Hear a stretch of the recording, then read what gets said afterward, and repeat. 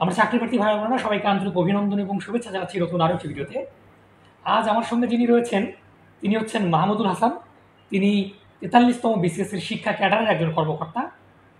তিনি অর্থাৎ তার কাছ থেকে আজকে আমরা কিভাবে তিনি পড়াশোনা করেছেন, তার অনুপ্রেরণা কে ছিল এবং তার পড়াশোনার যে বইগুলো বুক লিস্ট কী ধরনের ছিল সে সম্পর্কে আলোচনা করবো। আশা রাখি যে ভিডিওটা আপনাদের ভালো লাগবে।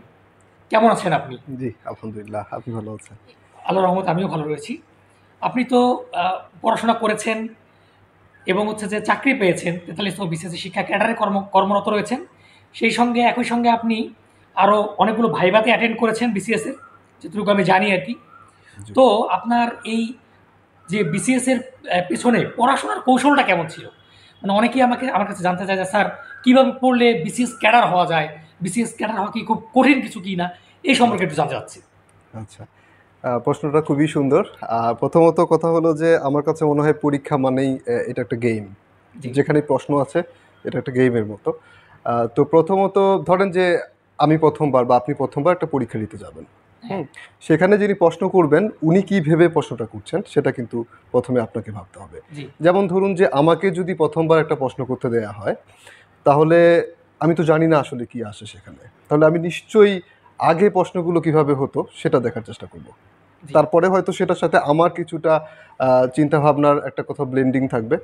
দুইটা মিলিয়ে কিন্তু আমি হয়তো প্রশ্নটা করার চেষ্টা করব। সেজন্য আমার প্রথম কথা হলো আপনাকে প্রশ্নকর্তার মন মাইন্ড উনার চিন্তাভাবনাটার সাথে নিজেকে আগে কথা পরিচিত হতে হবে। সেটা আপনি করতে পারেন বিগত সালের বিভিন্ন পরীক্ষার প্রশ্নগুলো থেকে আইডিয়া নেওয়ার মাধ্যমে। সেটা যদি আপনি করেন তাহলে আপনি বুঝতে পারবেন যে এই মুহূর্তে আপনার এই জিনিসটা আগে পড়ে ফেলতে হবে বা এগুলো পড়ে ফেলার পরে আপনি হয়তো এক্সটেন্ডেড আরেকটু প্রিপারেশন নিতে পারেন। কিন্তু আপনাকে মিনিমাল একটা প্রিপারেশন নিতে হবে প্রথমত প্রশ্নকর্তার মন মাইন্ড বুঝে সেই বিগত সালের প্রশ্নগুলোকে কেন্দ্র করে। তার মানে আপনি আপনি বলতে চাচ্ছেন যে বিসিএস এর যে সিলেবাসটা রয়েছে, সেই সিলেবাস তার সঙ্গে হচ্ছে প্রিভিয়াস প্রশ্নগুলো যদি আমরা অ্যানালাইসিস করি, এক্সাক্টলি। তাহলে আমরা বুঝতে পারবো যে বিসিএস এর পরীক্ষার প্রশ্নগুলো কোন জায়গা থেকে হয়। একেবারেই, তাই নয় কি? একেবারেই, ওকে, একেবারেই। ধন্যবাদ আপনাকে। খুব ভালো একটি কথা বলেছেন। এখন অনেকেই আমাকে আরও প্রশ্ন করে যে স্যার বিসিএস এর জন্য কতগুলো বই পড়তে হবে? যে আমি কি অনেকেই দেখা যায় যে অনেকে এক গাদা বই পড়ে আর কি। অনেকে আমাকে প্রশ্ন করে স্যার মানে কত ধরনের বই আমি কত বই পড়বো আমি? পড়লে আমি বিসিএস ক্যাডার হতে পারবো। মানে আপনার বইয়ের ধরনগুলো কেমন ছিল আর কি? আচ্ছা, প্রথমত আপনাকে প্রিলির কথা যদি বলি, ২০০ নম্বরের প্রিপারেশন নিতে হবে। ঠিক পরীক্ষার আগের রাতে আপনার মাথায় কি ঘুরবে বা আপনি কতখানি প্রেশার নিতে পারবেন ওইটা ভেবে আপনি বই সিলেকশন করবেন। জি। তো ২০০ নম্বরের প্রিপারেশন মাথায় নিয়ে যেতে হলে আমি যদি অনেকগুলো বই, একটা বিষয়ের যদি অনেকগুলো বই পড়ি আমি নিশ্চয়ই সেদিন রিভিশন করতে পারবো না। হ্যাঁ। সেটা একটা ব্যাপার। তো আমার মনে হয় যে অনেকগুলো বই না পড়ে বরং একটা বই পড়েন, যে কোনো প্রকাশনীর আপনি বই পড়েন, আর তার সাথে যদি মনে হয় যে এটার সাথে আনুষঙ্গিক কিছু ইনফরমেশন প্রয়োজন তাহলে ওই বইটাতে আপনি আপডেট করে ফেলেন। তাহলে এটা আপনাকে হেল্প করবে রিভিশন দেওয়ার সময়। আপনি যদি অনেক পড়ার পরে রিভিশন করতে না পারেন তাহলে তো আপনি অবশ্যই সেই আউটপুটটা দিয়ে আসতে পারবেন না।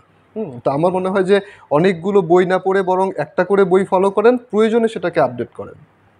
অন্য বই ফলো করে কিন্তু ফলো করেন মূলত একটা। আমার মনে হয় এটা বোধহয় বেটার একটা ধন্যবাদ, approach ভালো হবে। বলেছেন। কারণ হচ্ছে যে অনেকগুলো বই পড়লে কিন্তু মাথায় একটা জ্যাম লেগে যায় কিন্তু যে জ্যাম লেগে যায়। মানে অনেক তথ্য, অনেক বই একেবারে। যদি একটা বই পড়া যায় আমার মনে হয় যে আসলেই ঠিক বলেছেন যে ওই তথ্যগুলোই আমি বারে, বারে পড়বো, রিভাইজ দেবো, একদম, তাহলে কিন্তু আমি পারবো। একদম। দেখা গেল যে পরীক্ষার হলে না হলে এমন হবে যে জানা জিনিসগুলোও ভুল হয়ে যাবে কিন্তু। প্রায় প্রত্যেকটা বই কিন্তু স্বয়ংসম্পূর্ণ। হ্যাঁ, ধন্যবাদ, প্রায় ভালো প্রত্যেকটা বলেছেন। বই। জি, ভালো বলেছেন। আরেকটা বিষয় আপনার জানতে চাই যে আপনি যে এতদূর আসলেন, বর্তমানে একজন বিসিএস ক্যাডার কর্মকর্তা হয়েছেন, আপনি আগামীতে আরও অনেকগুলো ভাইভাই অ্যাটেন্ড করেছেন। হয়তোবা আশা রাখি যে আপনি ক্যাডারও হয়তোবা চেঞ্জ হয়ে যেতে পারে। আপনার জন্য অগ্রিম শুভকামনা। এখন এতদূর আসার পেছনে আপনার অনুপ্রেরণা কে ছিল? প্রথমত আমার মনে হয় আমার অনুপ্রেরণা ছিল আমার প্রয়োজন। যেটা ধরেন যে আমি আজকে অফিসে আসবো কি আসবো না, আমি যদি বলি যে এটার জন্য কি আমার কোনো মোটিভেশনের প্রয়োজন, না এটা আমার প্রয়োজন, আমাকে আসতেই হবে, আমাকে চাকরিটা করতেই হবে।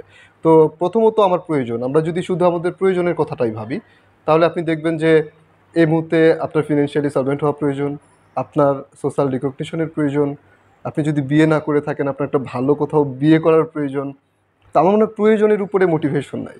শুধু আমাদের যেটা করতে হবে আমাদের নিজেদের প্রয়োজনটার বিষয়ে আমাদের একটু কোথাও মনোযোগী হতে হবে, মানে মাইন্ডফুলনেস অ্যাবাউট ইউর নেসেসিটিস।